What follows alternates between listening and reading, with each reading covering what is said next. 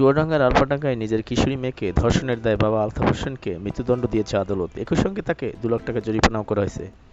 আজ বুধবার দুপুর চুয়াডাঙ্গার নারী ও শিশু নির্যাতন দমন ট্রাইব্যুনালের বিচারক জেলা ও দায়রা জজ সৈয়দ হাবিবুল ইসলাম এ রায় ঘোষণা করেন।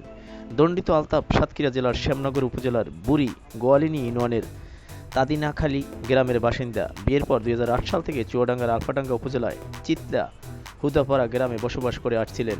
চুয়াডাঙ্গার নারী ও শিশু নির্যাতন দমন ট্রাইব্যুনাল আদালতের সরকারি কৌশলী স্পেশাল পিপি এম শাহজাহান মুকুল বলেন, কিশোরী ধর্ষণের মামলায় পিতা আলতাফ হোসেনকে সর্বোচ্চ শাস্তি মৃত্যুদণ্ড এবং 2 লাখ টাকা জরিমানার আদেশ দেওয়া হয়েছে।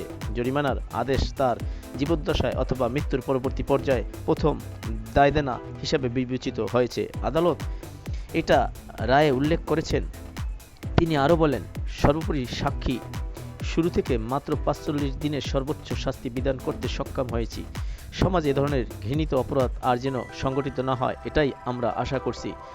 24 সালের 7ই মার্চ ভুক্তভোগী কিশোরীর মা বাদী হয়ে আলফাডাঙ্গা থানায় নারী ও শিশু দমন আইন 2020 এর 9-1 ধারায় মামলা করেন। মামলার সংক্ষিপ্ত বিবরণী থেকে জানা যায়, 24 সালের 16ই ফেব্রুয়ারি পার্শ্ববর্তী ইউনিয়নে তার বিয়ে দেওয়া হয়। বিয়ের পর কয়েকদিন পর স্বামীর বাড়িতে অবস্থানকালে পেটে ব্যথা ও বমি বমি ভাব অনুভব হলে প্রেগন্যান্সি পরীক্ষার মাধ্যমে 2-3 মাসের অন্তঃসত্ত্বার বিষয়টি জানাজানি হয়। এ ঘটনায় ভুক্তভোগী জানায়, 23 সালের 5ই ডিসেম্বর তার মা বোনের বাড়িতে গেলে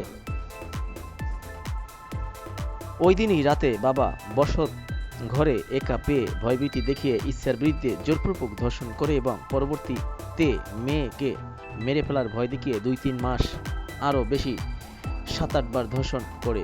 তদন্ত শেষে আলফাডাঙ্গা থানার ওসি মোহাম্মদ বাবর আলী গত বছরের 21 ডিসেম্বর অভিযুক্ত বাবার বিরুদ্ধে আদালতে অভিযোগপত্র দাখিল করেন।